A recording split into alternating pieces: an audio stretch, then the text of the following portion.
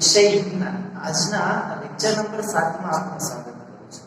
વિદ્યાર્થી મિત્રો, આપણે રસાયણ વિજ્ઞાનનો પાઠ બીજો એસિડ બેઝ ક્ષાર એના વિશે અભ્યાસ કરી રહ્યા છીએ, જેની અંદર આપણે pH જે એસિડમાંના હાઇડ્રોજન આયન છે એની સાંદ્રતા માપવા માટેનો માપક્રમ જેને pH માપક્રમ કહીએ છીએ એના વિશે અભ્યાસ કરીએ છીએ.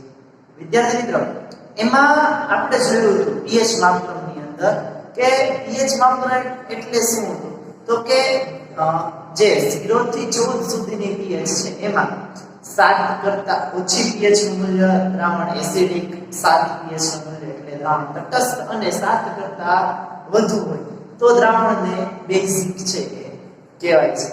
હવે આપણે જે આપણી આસપાસની રોજિંદા જીવનની ઘટનાઓ છે, રોજબરોજની જે ક્રિયાઓ છે, એ રોજબરોજની ક્રિયાઓ ઉપર pH ની કેવી અસર જોવા મળે છે એના વિશે સમજવાનું છે, જેને આપણે આપણા રોજિંદા જીવનમાં કે દૈનિક જીવનમાં જોવા મળતી pH ની અસર તરીકે પણ ઓળખી શકીએ છે. એટલે એનું મહત્વ આપણી આસપાસ જે કંઈ પણ ક્રિયાઓ થાય છે એ ક્રિયાઓમાં pH માપક્રમનું શું મહત્વ છે એ મહત્વ વિશે આપણે અભ્યાસ કરવાનો છે. જોઈએ ચાલો વિદ્યાર્થી મિત્રો, આજનો જે મુદ્દો છે એ છે દૈનિક આપણા જે રોજિંદા જીવન છે, દૈનિક જીવન, એમાં pH નું મહત્વ. આપણું જે દૈનિક જીવન છે, રોજિંદા બરોજની ક્રિયાઓ છે, રોજબરોજની ક્રિયાઓ જે થાય છે એમાં pH નું કેવા પ્રકારનું મહત્વ રહેલું છે વિદ્યાર્થી મિત્રો, એના વિશે આપણે અભ્યાસ કરવાનો છે. ચાલો જોઈએ. એમાંનો પહેલો જે મુદ્દો છે, દૈનિક જીવનમાં pH નું મહત્વ 5 ભાગમાં છે વહેંચાયેલું છે. એમાંનું પહેલું મહત્વ એવું છે કે સજીવના અસ્તિત્વમાં pH નું મહત્વ. પહેલો મુદ્દો છે કે ગાવો છે વિદ્યાર્થી મિત્રો કે સજીવના અસ્તિત્વમાં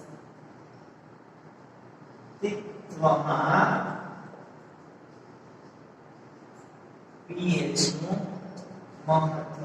સજીવના અસ્તિત્વમાં pH નું મહત્વ એટલે શું વિદ્યાર્થી મિત્રો, તો કે જે સજીવો છે એમની શરીર રચના કેટલીક દેહધાર્મિક ક્રિયાઓ છે કરે છે. જેમ કે આપણે મનુષ્ય આપણા શરીરની વાત કરીએ તો આપણે શ્વાસોચ્છ્વાસની ક્રિયા કરીએ છીએ, ખોરાક ખાઈએ એટલે પાચનની ક્રિયા થાય, આપણા શરીરમાં એ ખોરાકના કણો સૂક્ષ્મ કણોમાં રૂપાંતર પામે એટલે શરીરની અંદર રુધિર કે ખોરાકના કણોનું વહન છે થાય છે, આપણે ઉત્સર્જનની ક્રિયા છે કરીએ છીએ, નકામા દ્રવ્યોને શરીરની બહાર છે કાઢીએ છીએ. આ બધી દેહધાર્મિક ક્રિયાઓ આપણા શરીરમાં થાય છે. હવે જ્યારે મનુષ્યના શરીરની વાત કરીએ તો એના શરીરમાં થતી આ દેહધાર્મિક ક્રિયાઓ માટે ચોક્કસ pH માપક્રમ નક્કી થયેલો છે. જો એ દેહધાર્મિક ક્રિયાઓ માટે આટલી pH હોય તો એ યોગ્ય પ્રમાણમાં દેહધાર્મિક ક્રિયાઓ થાય છે. એમાં જો ફેરફાર આવે, pH વધે કે ઘટે, તો એ દેહધાર્મિક ક્રિયાઓ યોગ્ય રીતે થતી નથી. જોઈએ કે આપણા શરીરમાં સજીવ શરીરની જે ક્રિયાઓ છે એના માટે જરૂરી pH નો ફેરફાર કેવું મહત્વ છે એ ધરાવે છે. સજીવનું અસ્તિત્વ ટકાવી રાખવા માટે, સજીવોને પોતાના જીવન માટે pH નું શું મહત્વ છે રહેલું છે આપણે જોવાનું છે. જોઈએ તો સામાન્ય રીતે એવું કહેવાય છે વિદ્યાર્થી મિત્રો કે આપણી જે મનુષ્ય શરીર છે, સામાન્ય રીતે માનવ શરીરમાં થતી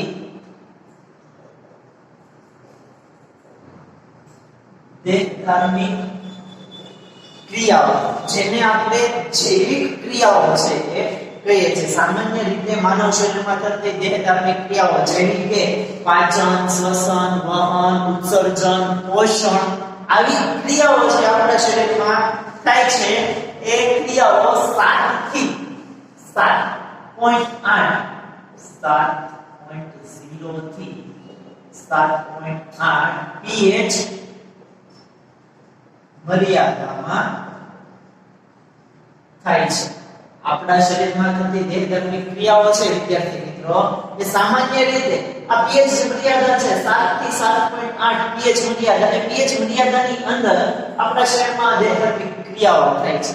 હવે જો pH માં ફેરફાર થાય, આ pH આ 7 કરતા ઘટી જાય અથવા તો 7.8 કરતા વધી જાય તો શું થાય? તો કે જો આ pH માં ફેરફાર થાય તો આ જે જૈવિક પ્રક્રિયાઓ થાય છે, જો pH માં ફેરફાર થાય તો શરીરમાં થતી જૈવિક ક્રિયાઓમાં ખલેલ પડે છે. શરીરમાં થતી જૈવિક ક્રિયાઓમાં શું થાય છે વિદ્યાર્થી મિત્રો? ખલેલ પડે છે. એટલે કે આપણા શરીરમાં જે આપણે પોષણ, શ્વસન, વહન, ઉત્સર્જનની વાત કરીએ છીએ એના માટેનો pH ગાળો આપેલો છે કે બધી દેહધર્મી ક્રિયાઓ આ pH ગાળાની અંદર આટલી pH મર્યાદામાં થવી જોઈએ. જો એ pH મર્યાદામાં ફેરફાર થાય એટલે આના કરતા ઘટી જાય અથવા તો આના કરતા વધી જાય તો આપણા શરીરની જે દેહધાર્મિક ક્રિયાઓ છે એમાં શું થાય? ખલેલ પડે. અને જે જૈવિક ક્રિયાઓ છે એ પોષણ, પાચન, શ્વસન યોગ્ય રીતે થતી જોવા મળતી નથી. એનું સરસ એક ઉદાહરણ છે, ચાલો એના દ્વારા છે સમજીએ કે સામાન્ય રીતે આપણે જે પાણીની વાત કરીએ છીએ, એ પાણી એની pH આપણને ખબર છે કે તટસ્થ પદાર્થો એટલે 7 છે. કે સામાન્ય રીતે આપણું જે સામાન્ય પાણી છે એ સામાન્ય પાણીની pH 7 છે એ હોય છે. કેટલી હોય છે? 7 હોય છે. પણ જ્યારે પાણી વરસાદ રૂપે પડે છે, વરસાદ રૂપ પાણી એટલે પૂરતું શુદ્ધ હોતું નથી, એમાં અશુદ્ધિઓ હોય છે. એ વરસાદી પાણીની pH મોટા ભાગે 5.6 જેટલી લેવામાં આવે છે. જ્યારે વરસાદી પાણીની pH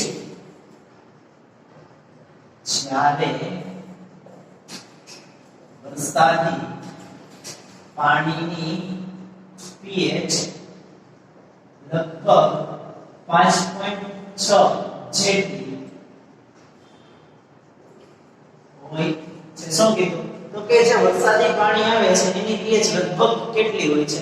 5.6 જેટલી છે એ હોય છે. હવે જો વરસાદના પાણીની pH, વરસાદી પાણી છે એની pH 5.6 કરતા ઘટી જાય એટલે કે એના કરતા ઓછી થાય તો ત્યારે જે વરસાદ પડે છે વિદ્યાર્થી મિત્રો, એને આપણે એસિડ વર્ષા તરીકે છે એક ઓળખીએ છીએ. એટલે જો આ વરસાદી પાણીની pH લગભગ હોય છે કેટલી? તો કે 5.6. એ 5.6 કરતા ઘટી જાય, વરસાદી પાણીની pH 5.6 કરતા ઓછી હોય તો તે વરસાદને આપણે એસિડ વર્ષા કહીએ છીએ. શું કહીએ છીએ? એવો જે વરસાદ પડે જેની pH 5.6 કરતા ઓછી થઈ જાય તો એ વરસાદને એસિડ વર્ષા તરીકે ઓળખવામાં આવે છે. સામાન્ય રીતે pH 5.6 જેટલી હોય છે, પણ જો એના કરતા ઘટી જાય અને જે વરસાદી પાણી છે તો એ વરસાદી પાણીને આપણે એસિડ વરસાદ અથવા તો એસિડિક વરસાદ છે એ કહીએ છીએ. હવે જો આ એસિડ વરસાદ પડે એટલે શું થાય? તો કે આ એસિડ વર્ષાનું પાણી જમીન ઉપર પડે, ત્યાંથી વહેતું નદી, તળાવ, સરોવરમાં છે અને નદી, તળાવ, સરોવરનું પાણી છે એને પણ કેવું કરશે? તો કે એસિડિક પાણી છે એ બનાવે છે. પરિણામે જે તળાવ, જળાશયો, સરોવરનું પાણી છે એની pH છે એ પણ શું થશે? ઘટશે. ઘટશે એટલે એ નદી, તળાવ, સરોવરની અંદર રહેતા જે પ્રાણીઓ છે, સૂક્ષ્મ જીવો છે, જે યોગ્ય pH ની અંદર રહેવા ટેવાયેલા છે, અચાનક એસિડ વર્ષાના કારણે એ નદી, તળાવ, સરોવરનું પાણી છે એની pH ઘટી જાય તો એની અંદર રહેનારી જે સજીવ સૃષ્ટિ છે એનું અસ્તિત્વ પણ શું થાય છે? જોખમાય છે. એ અસ્તિત્વ, એ સજીવ નાશ થવાની શક્યતાઓ છે એ જોવા મળે છે. ચાલો આગળ વાત કરીએ તો આપણે શું કીધું તો કે એવા વરસાદને એસિડ વર્ષા છે એ કહે છે. એસિડ વર્ષાનું પાણી એસિડ વર્ષાનું પાણી જો નદી તળાવ કે જળાશયમાં મળે તો તેના પાણીની pH ને પણ ઘટાડે છે. શું કીધું આપણે જે વાત કરી કે એસિડ વર્ષાવાળું જે પાણી છે એ નદી તળાવ કે સરોવર અથવા તો જળાશયમાં ભળી જાય તો જે એ નદી તળાવ સરોવરના પાણીની જેટલી pH હોય છે એ pH ને પણ શું કરે છે એસિડ વર્ષાવાળું પાણી ભળવાથી એની pH પણ ઘટે છે. હવે જો એની pH ઘટે તો એ જળાશયોમાં જે સૂક્ષ્મ જીવો છે એ સૂક્ષ્મ જીવો નું અસ્તિત્વ જોખમાય છે. એમનો નાશ થવાની શક્યતા છે એ રહેલી છે. નદી તળાવ જળાશયમાં ભળે તો પાણીની pH ઘટાડે છે જેને લીધે તેમાં રહેતી જળચર સજીવ સૃષ્ટિ પાણીની અંદર રહેતી સજીવ સૃષ્ટિ જેને આપણે જળચર સજીવ સૃષ્ટિ કહીએ છીએ તેમાં રહેતી જળચર સજીવ સૃષ્ટિના સજીવો કે પ્રાણીઓના જીવનનું અસ્તિત્વ જોખમાય છે. શું કીધું વિદ્યાર્થી મિત્રો તો કે દૈનિક જીવનમાં pH નું મહત્વ દર્શાવેલું છે. સજીવના અસ્તિત્વમાં pH નું મહત્વ દર્શાવેલું છે. અહીંયા આપણે ઉદાહરણ સ્વરૂપે પણ સમજ્યું કે જે નદી તળાવ સરોવરમાં રહેતા સજીવો છે એ 5.6 કરતા વધારે pH વાળા પાણીની અંદર છે એ રહેવા ટેવાયેલા છે. પણ એસિડ વર્ષાને કારણે ઈ જે એસિડ વર્ષાવાળું પાણી આવે છે એની pH 5.6 કરતા ઘટી જાય છે. ઓછી થઈ જાય એટલે જે નદી તળાવ સરોવરનું પાણી છે એની pH પણ ઘટે છે. એની pH ઘટે એટલે જે યોગ્ય pH માં રહેવા ટેવાયેલા સજીવો છે એ સજીવો કે પ્રાણીઓ જેને આપણે જળચર સજીવ સૃષ્ટિ કહીએ છીએ એના જીવનનું અસ્તિત્વ છે એના જીવનનું અસ્તિત્વ પણ શું થાય છે તો કે એના જીવનનું અસ્તિત્વ તે જોખમમાં મુકાય છે. એના જીવનના અસ્તિત્વ ઉપર અસર થતી છે તે જોવા મળે છે. તો આ તો પેલો પોઈન્ટ હતો દૈનિક જીવનમાં pH નું મહત્વ. એમાં પહેલા આપણે જોયું સજીવના અસ્તિત્વમાં pH નું મહત્વ. એના પછી બીજો જે પોઈન્ટ છે વિદ્યાર્થી મિત્રો pH ના મહત્વનો એ બીજો છે આપણે જે વનસ્પતિ ઉગાડીએ છીએ જમીનમાં તો એ જમીનમાં પણ pH નું મહત્વ છે. જમીનમાં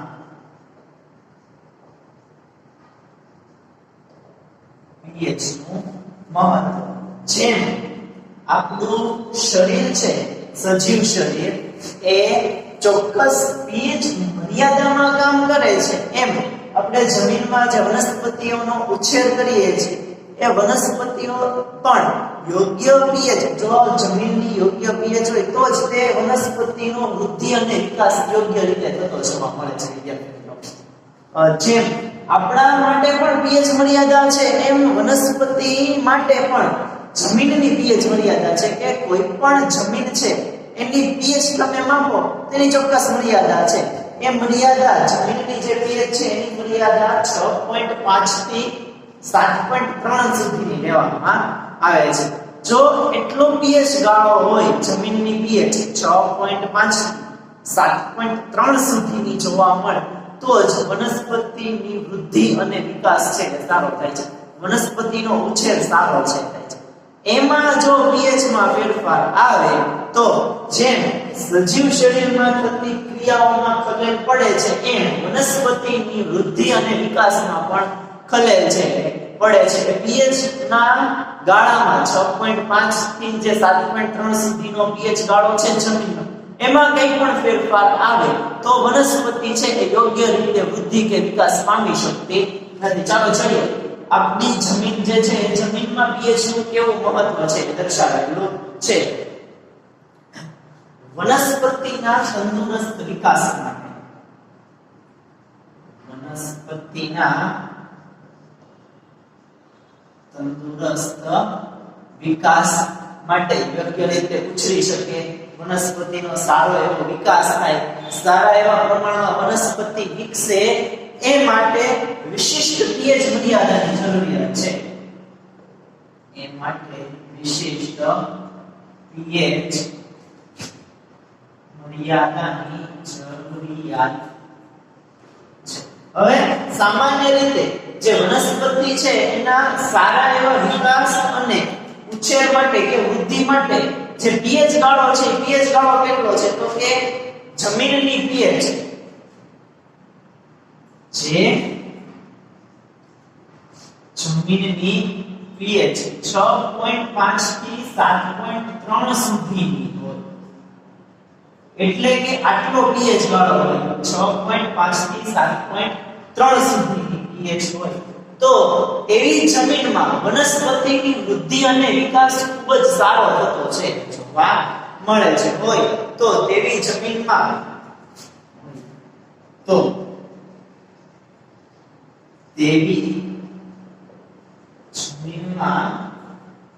વનસ્પતિની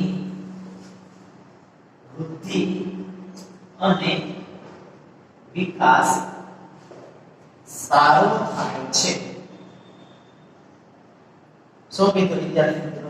તો કે આજે આપણે વનસ્પતિ ઉગાડીએ છીએ એ 6.5 થી 7.3 સુધીની જે જમીનની pH હોય તો એમાં સારા એવા પ્રમાણમાં એની વૃદ્ધિ અને વિકાસ થાય છે. હવે જો એ જમીનની pH 6.5 કરતા ઘટી જાય અથવા તો 7.3 કરતા વધી જાય તો એ જમીનમાં વનસ્પતિ છે એનો વિકાસ સારો છે થતો નથી. તો એના માટે આપણે કેટલાક ઉપાયો છે એ કરવા પડે. આગળ વાત કરીએ વિદ્યાર્થી મિત્રો કે હવે અહીંયા શું લખ્યું 6.5 તો કે જો દાખલા તરીકે જો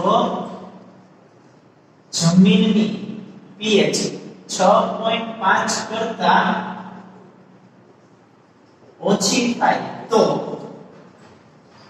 તેવી જમીનને એસિડિક જમીન કહે છે. જો આ જમીન છે કોઈ પણ જમીન એની pH 6.5 કરતા ઓછી થઈ જાય તો એ જમીનને શું કહેવાય છે? એસિડિક જમીન છે એ કહેવાય છે. હવે એ 6.5 કરતા ઓછી જે એસિડિક જમીન છે એને તટસ્થ કરવી છે જેથી કરી વનસ્પતિની વૃદ્ધિ અને વિકાસ સારો થઈ જાય. તો એ માટે ખેડૂત ઉપાય કરે છે. એસિડિક જમીન છે તો આપણે એસિડને તટસ્થ કરવા માટે બેઝ ઉમેરવો પડે. તો ખેડૂત શું કરે છે? એવી જમીનને એસિડિક જમીન કહે છે. ખેડૂત એસિડિક જમીનને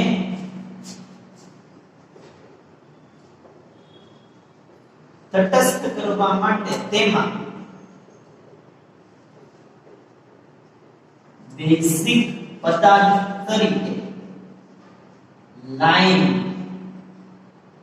CaO ઉમેરે છે.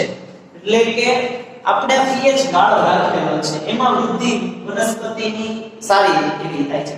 પણ જો આ pH ગાળામાં ફેરફાર થાય તો જેમ આપણી દેહધાર્મિક ક્રિયામાં ખલેલ પડે છે એમ વનસ્પતિની વૃદ્ધિ અને વિકાસમાં પણ શું થાય છે? ફેરફાર છે થાય છે. યોગ્ય રીતે થઈ શકતી નથી. વનસ્પતિની વૃદ્ધિ અને વિકાસ આ pH મર્યાદા કરતા જમીનની pH ઘટી જાય અથવા વધી જાય તો વનસ્પતિની વૃદ્ધિ અને વિકાસ સારો ન થાય. એટલે કે હવે આપણે ઉદાહરણ તરીકે જોઈએ કે કોઈ જમીન છે એની pH 6.5 કરતા ઓછી થઈ જાય, ઘટી જાય એટલે શું થશે? તો કે ઈ જમીન કેવી થઈ જશે? એસિડિક જમીન છે થઈ જાય. એમાં વનસ્પતિ સારી એવી વૃદ્ધિ કે વિકાસ કરી શકે નહીં. તો શું કરવું પડે? તો કે એસિડિક જમીનને તટસ્થ કરવી પડે. તો એના માટે જે ખેડૂત છે એ ખેડૂત શું કરે છે? તો કે ખેડૂત એસિડિક જમીનને તટસ્થ કરવા માટે એમાં બેઝિક પદાર્થ તરીકે લાઇમ છે એ ઉમેરે છે. એનાથી ઊંધું એના જેવું કે જો જમીનની pH 7.3 કરતા વધી જાય જો જમીનની pH 7.3 કરતા વધી જાય તો તેવી જમીન છે એને બેઝિક જમીન છે કહેવાય છે. શું કહેવાય છે? બેઝિક જમીન છે કહેવાય છે. હવે એમાં પણ આ pH મર્યાદા કરતા pH વધી ગઈ એટલે વનસ્પતિની વૃદ્ધિ અને વિકાસ સારો એવો થવાનો છે નહીં. તો એ બેઝિક જમીનમાં વનસ્પતિની વૃદ્ધિ અને વિકાસ સારો થાય માટે શું કરવું પડે? તો કે બેઝિક જમીનને તટસ્થ કરવી પડે, એની pH ઘટાડવી પડે. હવે જમીન બેઝિક થઈ ગઈ છે, એને તટસ્થ કરવા માટે શું કરશો? તો કે જો એસિડિક થઈ જાય છે જમીન, જ્યારે એસિડિક જમીન થાય છે તો આપણે બેઝિક પદાર્થ ઉમેરીએ છીએ. એવી રીતે જો જમીન બેઝિક થઈ જાય તો એમાં શું કરવામાં આવે છે? તો કે એસિડ ઉમેરવામાં આવે છે, એસિડિક પદાર્થ ઉમેરવામાં આવે છે. એટલે શું કરે છે? તો કે ખેડૂત બેઝિક જમીનને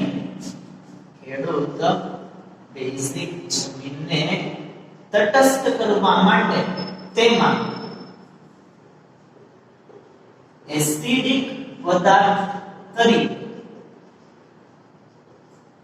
જીપ્સમ, એમાં એસિડિક પદાર્થ તરીકે જીપ્સમ CaSO4.2H2O ઉમેરે છે. એટલે આવું કંઈક આપણને જમીનમાં pH નું મહત્વ વિદ્યાર્થી મિત્રો સમજાવેલું છે. આટલો pH ગાળો હોય 6.5 થી 7.3 સુધીનો તો વનસ્પતિનો વૃદ્ધિ અને વિકાસ સારો થાય. નહીંતર 6.5 કરતા ઘટે તો એસિડિક જમીન થઈ જાય અને 7.3 કરતા વધારે pH તેવી જમીનને આપણે બેઝિક જમીન છે એ કહીએ છીએ. એસિડિક જમીનને તટસ્થ કરવા માટે બેઝિક પદાર્થ તરીકે લાઇમ અને બેઝિક જમીનને તટસ્થ કરવા માટે એસિડિક પદાર્થ તરીકે જીપ્સમ છે એ જમીનમાં ઉમેરવામાં આવે છે અને યોગ્ય pH નો ક્રમ છે એ જાળવવામાં આવે છે. વિદ્યાર્થી મિત્રો, હવે આપણે જે pH નું મહત્વ જોવાનું છે એ ત્રીજું મહત્વ આપણા પાચન તંત્રમાં pH નું મહત્વ છે એ જોવાનું છે. એટલે જોઈએ એના પછી જે ત્રીજું મહત્વ છે એ તો કે પાચન તંત્રમાં pH નું મહત્વ. આપણે ખોરાક ખાઈએ છીએ, ખોરાક લઈએ એટલે ખોરાકના જટિલ કણો ખાઈએ, પછી એ ખોરાકના જટિલ કણોનું યોગ્ય સ્વરૂપમાં પાચન છે એ થાય છે. એમાં પણ ચોક્કસ pH મર્યાદા છે જળવાવી જોઈએ. એટલા માટે આપણને પાચન તંત્રમાં pH નું મહત્વ છે એ સમજાવેલું છે. ચાલો જોઈએ કે એમાં શું કહેવા માંગે છે. તો કે હવે વિદ્યાર્થી મિત્રો, આપણે જ્યારે ખોરાક લઈએ ને ત્યારે આપણા શરીરનું પાચન તંત્ર આખું સક્રિય થાય છે. એ પાચન તંત્રમાં ખોરાકના પાચન સાથે સંકળાયેલું કોઈ મહત્વનું અંગ હોય અથવા તો આપણા પાચન તંત્રનું સૌથી કોઈ અગત્યનું અંગ હોય તો એ આપણું જઠર છે. જઠરમાં મોટા ભાગના ખોરાકનું પાચન થતું છે જોવા મળે છે. એટલે આપણે એને મનુષ્યના પાચન તંત્ર સાથે સંકળાયેલા સૌથી અગત્યના અંગ તરીકે છે એ ઓળખીએ છીએ. આપણે જ્યારે કોઈ પણ ખોરાક લઈએ છીએ એ ખોરાક આપણા શરીરમાં પસાર થાય ત્યારે જઠરમાં પહોંચે ત્યારે એમાંના જે ખોરાકના મોટા ભાગના જટિલ કણો છે એ સૂક્ષ્મ કણોમાં રૂપાંતર થવાની શરૂઆત થાય છે. એટલા માટે આપણે જઠરને છે એ ખોરાકના પાચનનું અગત્યનું અંગ છે એ કીધેલું છે. જોઈએ કે ખોરાકના પાચન આપણે જાણીએ છીએ તેમ ખોરાકના પાચનમાં જઠર મહત્વનો ભાગ ભજવે છે. જ્યારે પણ ખોરાકના પાચનની વાત આવે ત્યારે ખોરાકના પાચનમાં જઠર મહત્વનો ભાગ છે એ ભજવતું જોવા મળે છે. કારણ કે આપણે જે ખોરાક ખાઈએ છીએ એના મોટા ભાગના જે પદાર્થો છે એનું પાચન જઠરમાં છે. જે મોટા ભાગના જટિલ કણો છે એનું સૂક્ષ્મ કણોમાં રૂપાંતર અથવા તો એના પાચનની ક્રિયા મોટા ભાગે જઠરમાં થતી છે જોવા મળે છે. ભાઈ જ્યારે જઠરમાં ખોરાકનું પાચન થાય છે ત્યારે થાય છે શું? એની વાત કરીએ વિદ્યાર્થી મિત્રો. આપણે જ્યારે ખોરાક લઈએ અને એ ખોરાક જઠરમાં જાય અને ત્યાં પાચનની શરૂઆત થાય એટલે બને એવું કે જઠર આપણું જે જઠર છે ને એ ખોરાકના પાચન માટે ખોરાકને એસિડિક માધ્યમ પૂરું પાડે છે. હવે એસિડિક માધ્યમ પૂરું પાડે છે એટલે જઠરની જે દિવાલ કહેવાય છે, જઠરની દિવાલમાંથી હાઇડ્રોક્લોરિક એસિડ ઉત્પન્ન છે એ થાય છે. એટલે અહીંયા તો કે જઠર ખોરાકના પાચન માટે હાઇડ્રોક્લોરિક એસિડ નો સ્ત્રાવ કરે છે. આપણા જઠરમાં જ્યારે ખોરાકના પાચનની શરૂઆત થાય છે ત્યારે એ ખોરાકના પાચન માટે જઠર હાઇડ્રોક્લોરિક એસિડ નો સ્ત્રાવ છે એ કરે છે. જઠરમાંથી હાઇડ્રોક્લોરિક એસિડ સ્રવણ છે એ પામે છે. પણ એ શું કરે છે? હાઇડ્રોક્લોરિક એસિડ નું કામ શું છે? તો કે તે જઠરને કોઈ પણ જાતનું નુકસાન પહોંચાડતું નથી. તે જઠરને નુકસાન પહોંચાડ્યા વિના ખોરાકના પાચનમાં મદદરૂપ થાય છે. શું થાય છે? તો કે ખોરાકના પાચનમાં મદદરૂપ થાય છે. કોણ? તો કે જઠરમાં જ્યારે ખોરાકના પાચનની શરૂઆત થાય ત્યારે જે હાઇડ્રોક્લોરિક એસિડનો સ્ત્રાવ થાય છે એ હાઇડ્રોક્લોરિક એસિડ જ્યારે જઠરમાં ઉત્પન્ન થાય છે ત્યારે એ જઠરને કોઈ પણ જાતનું નુકસાન પહોંચાડતું નથી. પણ શું કરે છે? તો કે જે ખોરાક જઠરમાં આવે છે ખોરાકના પાચનમાં હાઇડ્રોક્લોરિક એસિડ છે એ ઉપયોગી થાય છે, મદદરૂપ છે એ થાય છે. પણ ઘણી વખત વિદ્યાર્થી મિત્રો એવું બને કોઈ કારણસર ઘણી વખત વધારે તીખું કે તળેલું ખવાઈ જાય અથવા તો અપચો થાય, યોગ્ય રીતે પાચનની ક્રિયા આપણા શરીરમાં થાય નહીં. એવા સમયે જઠર શું કરે છે? તો કે જો અપચો થાય એટલે કે ખોરાકનું યોગ્ય રીતે પાચન ન થાય તો એ ખોરાકને પાચન કરવા માટે જઠર ખૂબ વધારે પ્રમાણમાં હાઇડ્રોક્લોરિક એસિડ છે ઉત્પન્ન કરી નાખે. શું કરશે? જેટલા પ્રમાણમાં હાઇડ્રોક્લોરિક એસિડ ઉત્પન્ન થવો જોઈએ, ખોરાકને પચવા માટે જેટલું એસિડિક માધ્યમની જરૂર છે એના કરતાં પણ વધારે એસિડિક માધ્યમ છે એ જઠર પૂરું પાડવાનો પ્રયત્ન કરે છે. જે અપચા દરમિયાન અપાચિત ખોરાક રહ્યો છે એના પાચન માટે વધારે પ્રમાણમાં HCl, વધારે પ્રમાણમાં હાઇડ્રોક્લોરિક એસિડ જઠરમાં ઉત્પન્ન છે એ થતો જોવા મળે છે. હવે સ્વાભાવિક છે વિદ્યાર્થી મિત્રો કે એ વધારે પ્રમાણમાં એસિડ ઉત્પન્ન થાય એટલે એસિડિક માધ્યમ વધે. હવે એસિડિક માધ્યમ વધે એટલે આપણા પાચન તંત્ર ઉપર એક અસર છે એ જોવા મળે. તમે અનુભવ્યું હશે કે જ્યારે આપણે આવું તીખું તળેલું ખાઈએ અથવા તો અપચો રહેતો હોય, ખોરાકનું યોગ્ય પાચન ન થાય ને તો આપણને પેટમાં બળતરા થાય, અગ્નિ ઉત્પન્ન થાય ને પેટમાં કંઈક દાજી જતું એવું દાહક બળતરા છે ઉત્પન્ન થાય છે. એ દાહક બળતરાનું કારણ શું? તો કે અપાચિત ખોરાકને કારણે જઠરમાં જે વધારાનો HCl ઉત્પન્ન થયો છે એને લીધે જે એસિડિક માધ્યમ બની ગયું છે એ એસિડિક માધ્યમને કારણે આપણને એવી બળતરા થાય છે અથવા તો દાહક, પેટમાં દાહક અનુભવ થવો, બળતરા થવી એવી સમસ્યાઓ છે એ જોવા મળે છે. ચાલો એના વિશે વાત કરીએ કે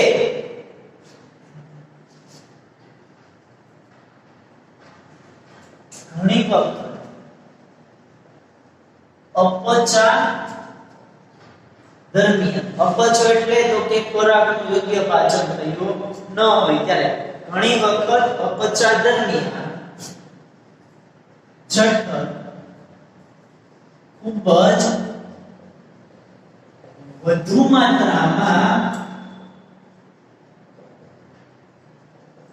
હાઇડ્રોક્લોરિક એસિડ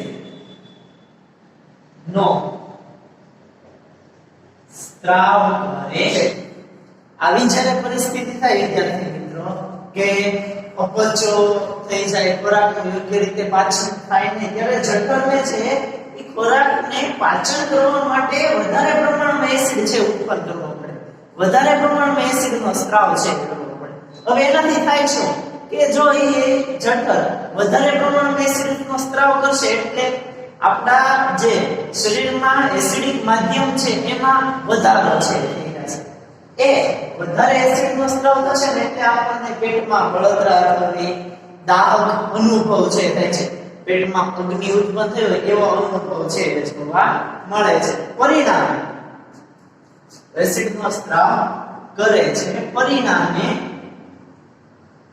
જઠરમાં બળતરા, દાહક, દર્દ, અગ્નિ ઉત્પન્ન થાય, બળતરા છે એ થાય, દાહક, દર્દ છે એ થાય છે. બળતરા અથવા તો દાહક, દર્દ થાય છે, જેને આપણે એસિડિટી બીમારી તરીકે ઓળખીએ છીએ. જેને એસિડિટી તરીકે ઓળખાય છે. એટલે કે આવું જ્યારે થાય હાઇડ્રોક્લોરિક એસિડનો સ્ત્રાવ વધારે થઈ જાય અને એનાથી આપણને જઠરમાં જે બળતરા થાય છે અથવા તો દાહક, દર્દનો અનુભવ થાય છે એને શું કહેવાય છે? એસિડિટી તરીકે છે ઓળખવામાં આવે છે. હવે એસિડિટી એટલે સામાન્ય ભાષામાં આપણે એવું કહી શકીએ કે આપણા જઠરમાં એસિડનું પ્રમાણ જે રહેવું જોઈએ એ પ્રમાણ કેવું થઈ ગયું? વધી ગયું. વધી ગયું એટલે જે આપણે દેહધાર્મિક ક્રિયા માટે જરૂરી પીએચ છે એ પીએચ કેવી થઈ ગઈ? ઘટી ગઈ, ખૂબ ઓછી છે થઈ ગઈ, એટલે એસિડિક માધ્યમ વધી ગયું અને આપણને બળતરા અને દાહક, દર્દ છે થાય અને જેનાથી એસિડિટી છે થાય. હવે આમાંથી રાહત મેળવવી હોય તો શું કરવું? એસિડિટીમાંથી છુટકારો મેળવવો છે, રાહત મેળવવી છે તો એના ઉપચાર માટે આપણે શું કરવું પડે? તો હવે એસિડિટી થાય એટલે એસિડનું પ્રમાણ વધી ગયું છે, એસિડને તટસ્થ કરવો છે તો આપણે કોઈ બેઝિક પદાર્થ લેવો પડે. એટલે એસિડિટી માટે શું કરવું પડશે? તો કે એસિડિટી એટલે એસિડનું પ્રમાણ વધી ગયું છે તો એને તટસ્થ કરવા માટે આપણે શું કરવું પડશે? તો કે કોઈ બેઝિક પદાર્થ છે એ લેવો પડે. એટલે એસિડિટીના ઉપચાર માટે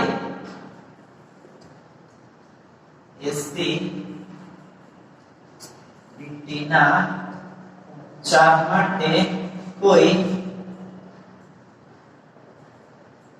બેઝિક પદાર્થ લેવો પડે છે. એના દ્વારા બેઝિક પદાર્થ લેશું એટલે શું થશે? તો કે જે એસિડિક માધ્યમ બન્યું છે એ કેવું થઈ જશે? તટસ્થ છે એ થઈ જશે. બેઝિક પદાર્થ લેવો પડે. હવે તે પદાર્થને જે બેઝિક પદાર્થ આપણે લઈએ છીએ વિદ્યાર્થી મિત્રો એસિડિટીના ઉપચાર માટે ઉપયોગી બેઝિક પદાર્થ એને એન્ટાસિડ અથવા તો પ્રતિ એસિડિક પદાર્થ શું કહેવાય છે? એન્ટાસિડ અથવા તો પ્રતિ એસિડિક પદાર્થ કહે છે. જે એસિડિટીના ઉપચાર માટે આપણે બેઝિક પદાર્થ લીધો છે એ પદાર્થ એન્ટાસિડ અથવા તો પ્રતિ એસિડિક પદાર્થ તરીકે ઓળખવામાં આવે છે. એનું કામ શું વિદ્યાર્થી મિત્રો? આ તો કે જઠરમાં જે બળતરા ઉત્પન્ન થાય છે, જઠરમાં જે એસિડિટી થઈ છે એને શું કરે છે? શાંત છે એ કરે છે અને વધારાનો જે વધુ માત્રામાં એસિડ ઉત્પન્ન થયો છે એને તટસ્થ છે એ કરે છે. જે જઠરમાં વધુ માત્રામાં ઉત્પન્ન થયેલા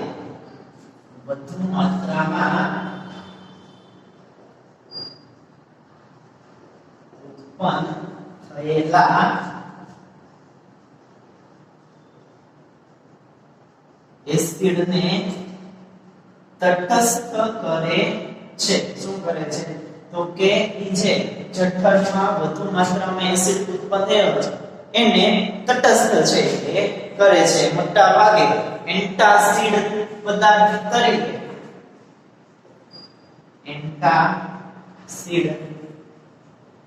તરીકે જે બહુ મંદ બેઝિક પદાર્થો છે એનો ઉપયોગ છે એ થાય છે. એન્ટાસિડ તરીકે મંદ બેઝિક પદાર્થો જેવા કે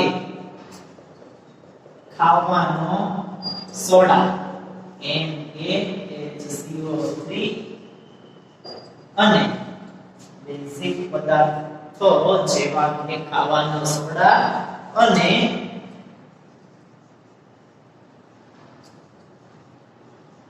milk of magnesia MgOH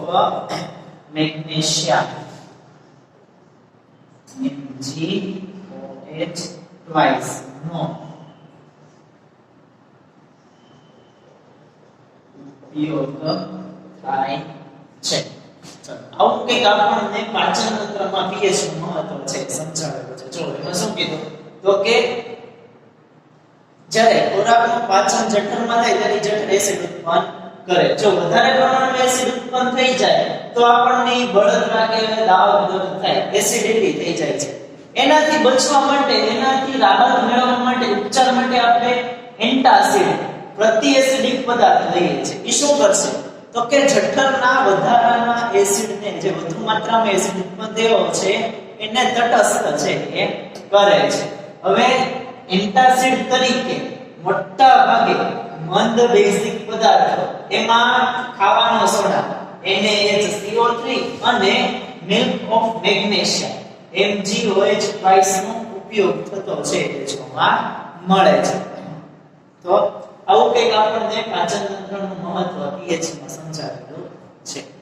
વિદ્યાર્થી મિત્રો, આ સાથે આપણે આજનો લેક્ચર છે એ અહીંયા સુધી જ રાખીએ છીએ. અહીંયા પ્રશ્નનો જવાબ આપણે અટકાવીએ છે. દૈનિક જીવનમાં pH નું મહત્વ, એમાં આજે આપણે જે ત્રણ મહત્વ જોયા, સજીવના અસ્તિત્વમાં pH નું મહત્વ, જમીનમાં pH નું મહત્વ અથવા તો વનસ્પતિ ઉછેરનું pH નું મહત્વ એને કહી શકો, અને પાચન તંત્રમાં pH નું મહત્વ. આ ત્રણ મુદ્દા તમારે તમારી પાકી બુકમાં છે લખવાના છે, એની નોંધ છે કરવાની છે. આગળના જે મહત્વ છે એના વિશે આપણે અવિભાજ્યના લેક્ચરમાં જ્યારે મળશું ત્યારે પાછળ એનો અભ્યાસ કરશું.